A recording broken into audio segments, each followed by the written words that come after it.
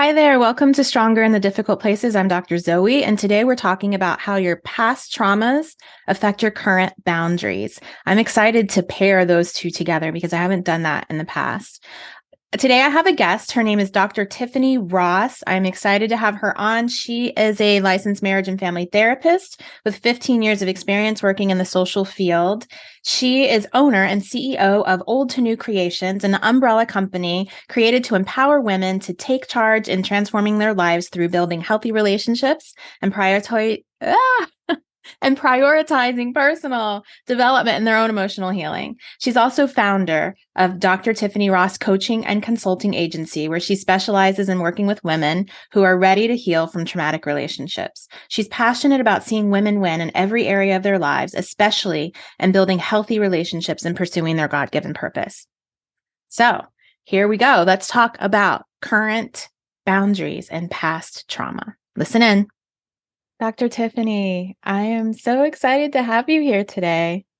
Hey, I'm so excited to be here. Thank you so much for inviting me on your show. You're welcome. You're welcome. I'm glad we made it happen. We had some technical difficulties and We we were able did. to get it going. So we're going to talk about past trauma and how it affects current boundaries. I love this topic because it's two things that I like to talk about in one, and I don't think I've ever really put those two together here. So I'm excited to Mm, talk about that today. Yeah, same here. Same here. I love the So, work that you do. oh, thank you. Likewise. Can you just share with my audience what your definition is of relationship trauma if we're looking at how past traumas affect current boundaries? Absolutely, absolutely. I'm going to backtrack a little bit and just give a Please. general definition of trauma, Hmm. because I don't want the two to be mixed up. So, trauma, in the general definition of trauma, is just an emotional response to a terrible event, like an accident or sexual abuse or something that traumatic that has happened. Now, everyone don't respond the same way to trauma. So, you and I can go through the same instances, and I could come out with some trauma, but Right. you may be fine. So Mhm. everyone don't respond the same way to trauma. And it's the same way with relational trauma. We can all go through traumatic things in relationships, but it depends on how you respond. So my definition of relationship trauma is when you've experienced some kind of prolonged emotional or physical stress at the hand of someone that you love. So this could be a partner, this could be a family member, this could be a friend, and it can even be a career, but it involves some type of relationship where you've experienced some kind of emotional or physical strain or distress at the hand of someone you love. I love all of those definitions. I think that those are so helpful, especially talking about the fact that one person can experience trauma from an event that another person comes away unscathed. And Absolutely. I think that's so hard for people to understand, especially when someone else feels that they've been traumatized and someone went through the Yes. exact same thing and wants to say that's not traumatic. And Yes. I do have issues with some of the things that we are calling trauma, and that's not going to happen on this episode today. Yeah. I know I've talked about it on my Instagram, but the reason why I just like to address this for people who are listening is because we are all born with a certain temperament. We are born with Yes. it. It's unchangeable. And that temperament interacts with our environment and creates over the period of a few years a personality. And all of that is what we filter through all of our experiences. And then we have life experiences on top of that. And so there's so many reasons why someone could be traumatized when someone else isn't. One is that past traumas trigger current traumas. So you don't know what that Yes. person experienced before, right? Which might have Yes. increased their vulnerability to that specific incident. And then also, you don't understand their specific temperament and personality combination. Yeah. And so all of those can be reasons because a lot of times people are just like, why? I don't understand. And if you've experienced it, that's why. If you've watched somebody else experience it, that's why. And that's why we also, to the best of our ability, shouldn't judge. Yeah. Um, but I also love that you talked about all of the different types of relationship traumas, including work, because, Yes. we spend a lot of time at work. We spend the majority of our life at work. And the relationships that we have in business, work, personal, they all affect our ability to show up in relationships, Mhm. our romantic relationships, our friendship Absolutely. relationships. So thank you for that definition. That was beautiful. Absolutely. So, Thank you. Yeah.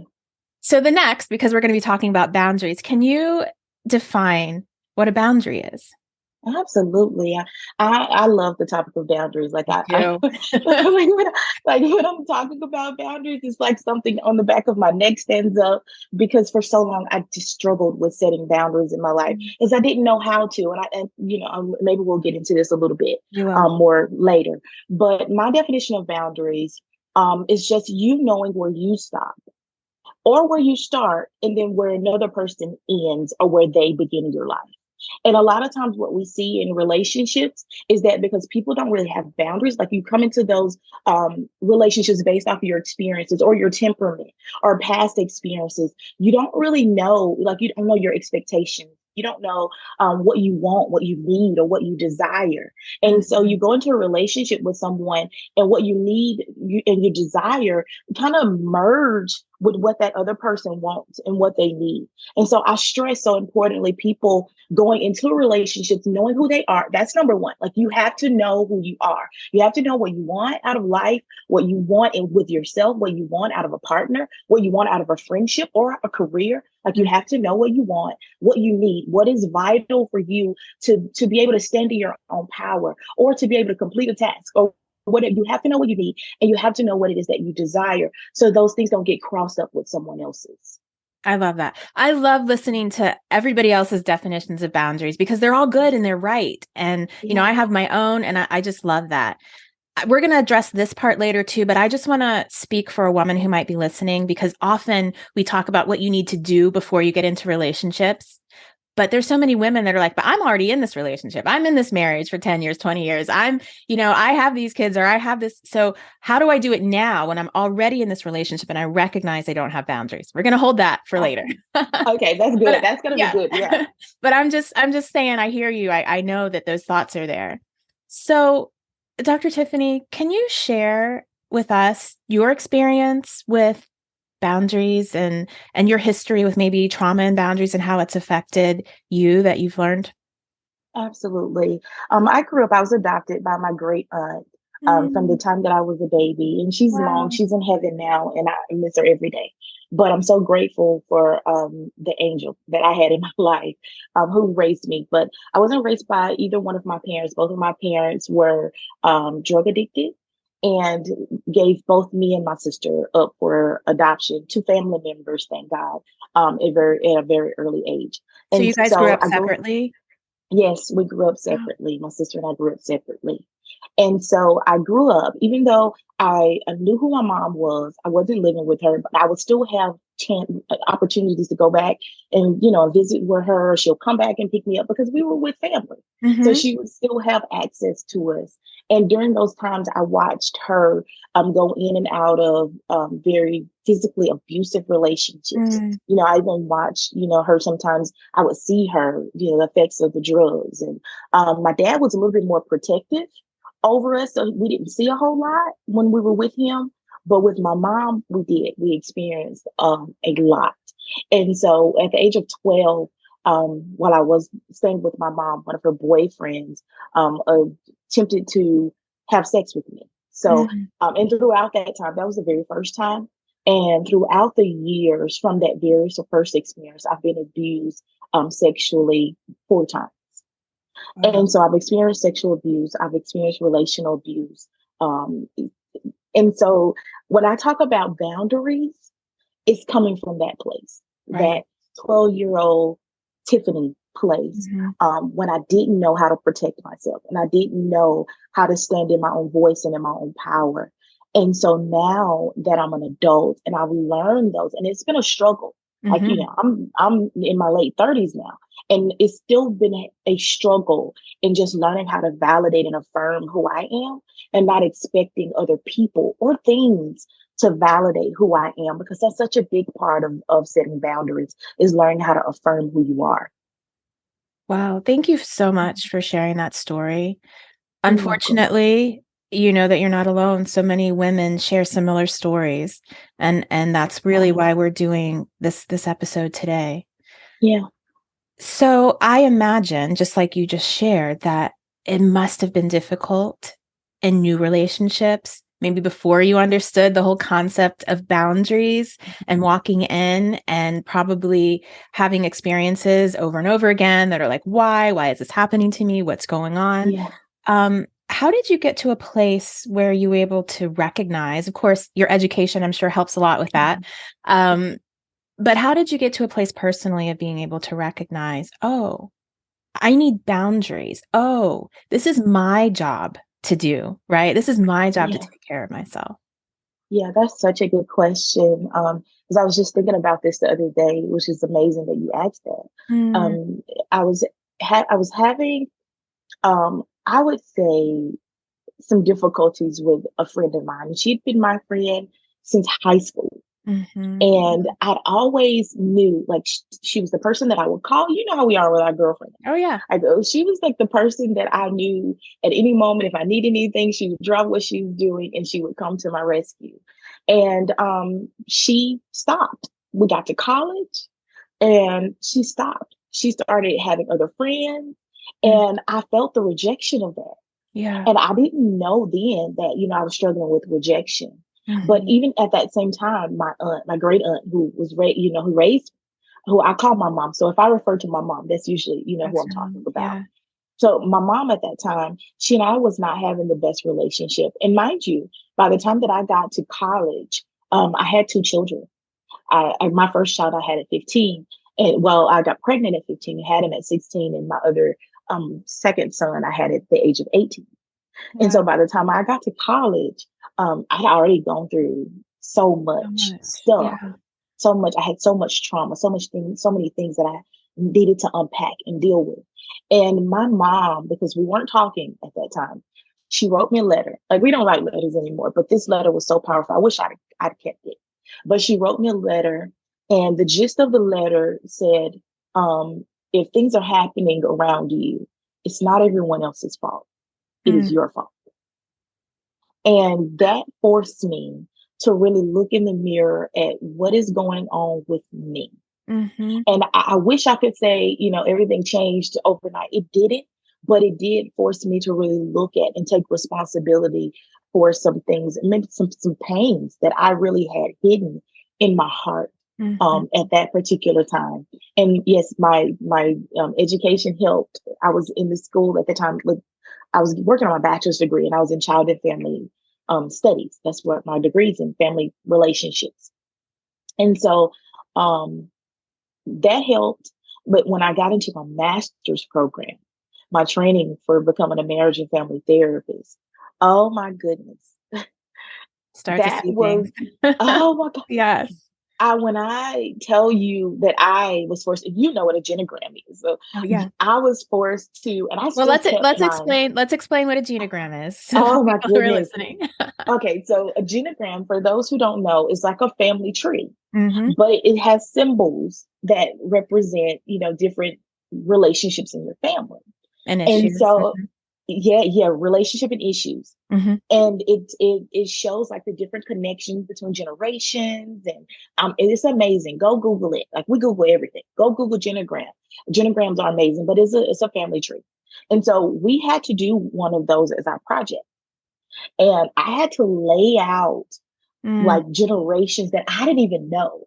I right. didn't even know these past generations. And so it forced me to have conversations with the elders in my family Mhm. and see about, and so I found so many different patterns, sexual abuse being main pattern, Yeah. sexual abuse and physical abuse and addiction, and, and all of these were main patterns that existed in my family.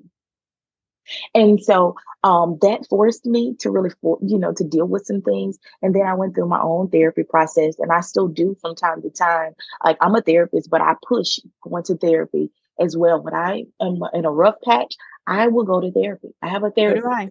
So do I. Yeah, yeah, He's on call. absolutely. Yes. Yes.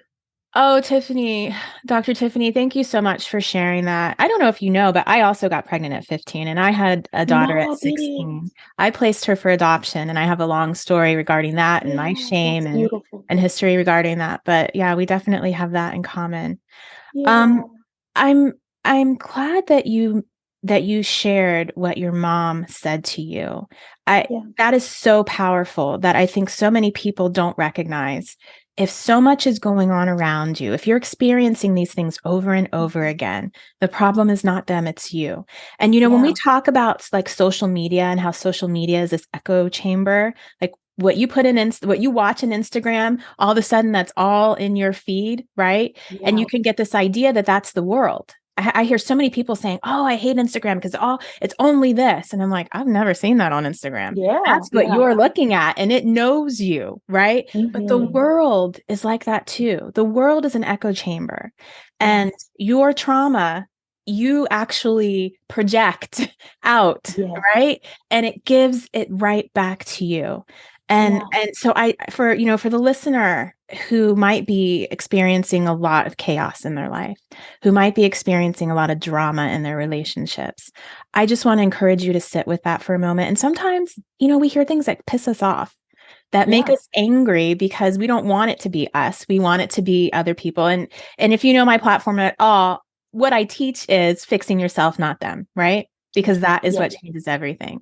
And it's hard to hear. And the first time a therapist said that to me, I got mad because I'm like, no, it's not me, it's them. Yeah. It's all them. But understanding how your trauma impacts the way that you project your energy, your voice, your behavior, who you're attracted to, all of it points back to you. And I know I've said it a million times before, and I'm going to say it again. As children, as adolescents, we are not responsible for what happens to us. We have no choices. But once we become adults, we have to, because we should care and love for ourselves. We have to then be responsible for the healing part. And sometimes it's not fair. It's not fair that that's the reality, but it is, because you are the only person you're walking around, this earth with. And so we have to take that responsibility, even though none of it was our fault. Okay, I'm off Yeah. my soapbox. No, that was awesome. No, uh, that was awesome. Yeah, I have a saying that you follow you everywhere. So exactly. so no matter where you go, if you haven't dealt with your own inner stuff, like your own inner Mhm. issues, then Mhm. you would just take that. Like you said, the world is our echo chamber. It just It gives is. us back what we're putting in. Yes. Oh, that's so good. Okay. So for women who are thinking, okay, I can see I have some stuff and I'm sure it's affecting my relationships. Can you talk about some signs that maybe your trauma is affecting your boundaries in relationships?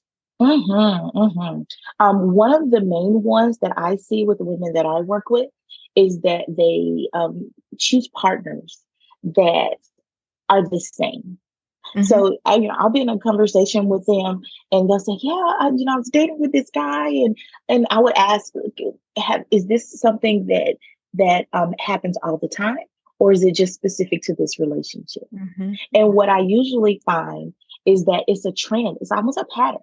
So they Right. begin to attract the same partners over and over again. Hmm. They may experience either being too emotionally involved in the relationship, so codependency, Right. which is just a caretaking. You're the caretaker, and someone else gets to not be responsible for the relationship. So they're the women or the people, because more women. Like these are not just specific to women, Hmm. but they're the caretaker. So they're the ones that are the main ones making the relationship work. But they attract partners who do not show up in the relationship Right. at all. And if they do, it's very minimum. Like they show up very Breadcrumbing. minimally Hmm. Hmm. yes, in the relationship. And then the relationships are usually more unhealthy in nature and even toxic. Hmm. Because when you have undealt with issues, you don't realize sometimes you bring those to the relationship, and our partners, and not this is not specific to just partners. So this could be a parent, or this could be a friendship or a career, as I mentioned earlier. So what we see in those type of relationships is that they can become toxic. And Hmm. so when I say toxic, because I know we throw that word We around a do. lot, And is narcissism. oh, and narcissism. Oh my Yes. goodness, I wish we just yeah, we just need to be educated. Right. But when I say toxic, I say it's a relationship that has some type of abuse involved in the relationship. There's no way you can be in a toxic relationship and there's not any abuse. There So is some let's abuse in a toxic relationship. so let's define abuse, because abuse can be financial, it can be emotional, Absolutely. it can be, of course, physical, right? Hmm. They're spiritual, even. They're different types of Yes. abuse. And often we always just think about physical, and we ignore or we minimize, the covert, more subtle type of abuse that can Hmm. exist in relationships. Yeah. Hmm. Hmm. I love it. I think you've defined it very well. And if I were to add to that, the covert Mm-hmm. things are usually the ones that we just kind of skim over and we normalize. And Right. usually that's connected to how you grew up. Mm. What you accept in a relationship is directly connected to what you saw, whether it's through a parent or whoever raised you, or through just watching people that you love and admire. Mm-hmm. Mm-hmm. So, how do women who are already in some of these relationships, whether, like you said, it's marital or friendship, or obviously, family of origin relationships can still be going on. Um, for a woman who's already in it, who's like, well, I'm past that point of picking. What do I do now? Because I see these things and I know I have trauma. And how do I work on starting to heal this and fix this so I don't have to continue to live in this cycle? That's so good. I think awareness is the key. Hmm. Like, being aware of your part, not just the other person's part, because if you're just aware and focusing on their part, then you're blaming, and that's you not taking responsibility. So being aware of Hmm. your part, being aware of the patterns. So Hmm. really sitting with yourself, and I heard you say that a few minutes ago, like really sitting with yourself. Where am I going wrong? Why is this always coming up? Are these things always happening to me this time of the year? Or Hmm. why am I always picking, careers that are subpar to my abilities? Like just the why, asking yourself the why questions. And then once you do that, like there's some healing that comes with a certain level of awareness, but Hmm. sometimes you may need a little bit more help. So I always push finding a therapist, because that a mental health professional will change your life. Hmm. Find a mental health professional who can Hmm. help you begin to change some of those patterns and those cycles. Because the only way that you can truly break those cycles is you have some kind of intervention and someone there to help hold your hand, to help give you the keys, to help you to really begin to change and break off some of those things and heal from the inside out. Because once you heal from the inside out, once you're different, your life will be different. You would choose differently. You would just live out your life very differently, but it all starts with you. So I always push finding a mental health professional. Hmm. And, awareness is definitely that first step. And awareness can be really scary Yeah. because when you force yourself to be aware, because we know denial is very protective. Denial feels great. If we Hmm. don't have to pay Hmm. attention to it, if it doesn't really exist, we can try to keep going on. And we know we're hurting ourselves for the future, but in the present, it feels fantastic. Yeah. But when we force ourselves to pay attention and to be aware, that creates a lot of pain. That creates a lot of Yeah. fear because now we have to do something about it. Yeah. Now I'm in this marriage that I'm admitting now is toxic. I'm admitting now, that these things are going on. Now what? And so for the woman out there, I would encourage you to try to stop with Mhm. awareness. Don't try to take the leap to now what. Now what is going to take care of itself over time. When Yeah. you just stop with the awareness, with allowing yourself to every interaction become aware, then it gets easier to make the change. It gets easier to move to a place of health than jumping to the now what, because the now what is too scary right now. That's not your place right now. That's for the future you to deal with. Um, and I would also like to just address the fact that when we do start making changes, eventually, things tend to get a little worse before they get better. And that Yeah. is not an indication that you're doing the wrong thing. It's not an indication that you're doing it the wrong way. It's just an indication that health is coming. It's like when you have a burn and they have to scrub out that burn, it feels worse before it feels better, but that's part of the healing process. Yeah. Um, so thank you. Thank you for talking about that first step of acknowledgement. There are plenty of steps that need to happen Mhm. Mhm. after that, but that first step is so important. Yes. Yes. I love what you said, Dr. Zoe, about um, just stopping there, Yeah. at the awareness. Mhm. Because, typically if we're geared to be the overfunctioners, Mhm. Mhm. and the ones who get things done, the go-getters and if you're geared towards, if you have a propensity towards that, then you would try to fix yourself. Like, Exactly. let me go buy all these books, and I Yeah. need to go do this, and I need to go hire this person and this person and this one. And so you'll find yourself still in that pattern of doing instead of being. And so my pastor says this, and he says we're a human being, we're not a human doing. It's true. Yeah. And I was like, oh, that's so amazing. Mhm. Because we to get out of that rut of just feeling like, we can repair stuff, because you can't repair yourself. You cannot. It's a Right. process. So I love what you said. It is a process. It's a part of the healing process. Yes. And part of that being and part of that awareness, when you start to pay attention to these cycles, you can start asking yourself questions, right? Yeah. You can start trying to kind of dissect when that person or my partner says that and I feel this thing. Is that about what's going on right now? Or is Mhm. that about what happened to me before? So we're talking about the difference between present and triggers, right? A trigger Mhm. is something that happened before. Somebody does something maybe similar to it or adjacent to it or something that reminds you of it. And you respond as if the incident before was happening. And that is your work to do, right? Yeah. When it's present, then you can recognize, okay, this is about us, this is about him or her, and that's something that might need to change. But just starting to be aware and ask those questions. Yeah. Yeah, that's so good. That is so good, so rich.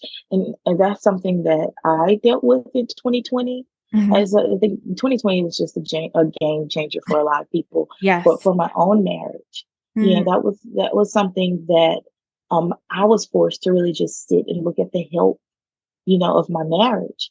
And I realized that my marriage was not healthy, mhm, but I was also not healthy. mhm, mhm. And it forced me, like, I had to really look at, oh, Tiffany, you've not been showing up. Like, you've been showing up for everyone else, but you've not shown up for you. Mm, You've put everything about, what do you want to do in life, your career, like, you've sacrificed all of that for other people, for your husband, for your children. And it's time for you to do something different. And I did. And it was so painful. Like, I didn't think our marriage was going to survive. Like, we separated for a little bit, and we just didn't know. Like, we didn't know whether we were going to divorce or not. So I love what you said. It is going to get worse. It feels awful. yeah. It felt awful going through that. But on the other side of it, I am so much better. Yes. Yes. There is hope on the other side of it. Thank you so much for sharing that. So, I just want to read a quote from you that I wrote down to read. So, when wounds are unhealed, people tend to attract partners that confirm their pain and their view of themselves. And I mean, that's really what we've been talking about, right? Hmm. This Yes. whole episode. So, Dr. Tiffany, how do you help women? And how can women get help from you, reach out to you? Yeah, I work with women who are dealing with the things that we've been talking about today. I work with women who are dealing with relationship trauma. Mhm. So these are the women who have experienced some abuse, whether present or past, or they are struggling with just finding themselves, and they're in those toxic cycles over and over, whether it's career, whether it's a job or relationship, or whatever it is, they just find themselves in that toxic cycle, the emotional drama coaster of life. Mhm. And I help them. I am a therapist, but I work as a mental health coach. Mm. Mhm. And so I help them be able to sit down with themselves. I do not, that's the beauty of having a therapist as a coach, is because I understand the boundaries. And Right. so my very first thing is, let's have a discovery call, see where you are. And if you need a therapist, I'm referring you out. Mhm. And I have some local therapists for the local clients that I see that I refer out to. And for those that are all, because I work with women all over the world. Mhm. I have a process where I research and try to connect them with a therapist. And then when you're in a better place, you come back to me and we start working on some very actionable items so that you can get the results that you're looking for. Beautiful. I love that. I love that. So there'll be in the show notes information about how to connect with you. Um, can you just give one last word of encouragement to a woman who's sitting in this place who may recognize that she's got these things together, some trauma history and some boundary issues? Yeah, yeah. Thank you for that, for giving me space to do that. I'd say to you, to the woman who's listening, or to whomever may be listening, that I know it's hard, um, but you deserve happiness. Mm. You deserve love. You deserve respect. I mean, you deserve people that are going to treat you with that respect. And now is the time for you to rise up in your own power, in who you originally were created to be, and walk out your healing process so that you can go and make a real difference in the world. If the world that you're making a difference in is just your world, go make a difference, but start with a healing, and it's going to be okay. Get you someone that can partner with you and push you, but it's going to be okay. You're going to be okay. I love that. The time is now and it's Yeah. going to be okay. Thank you so much, Dr. Tiffany, for coming on. That was Thank beautiful. you. Thank you so much for having me.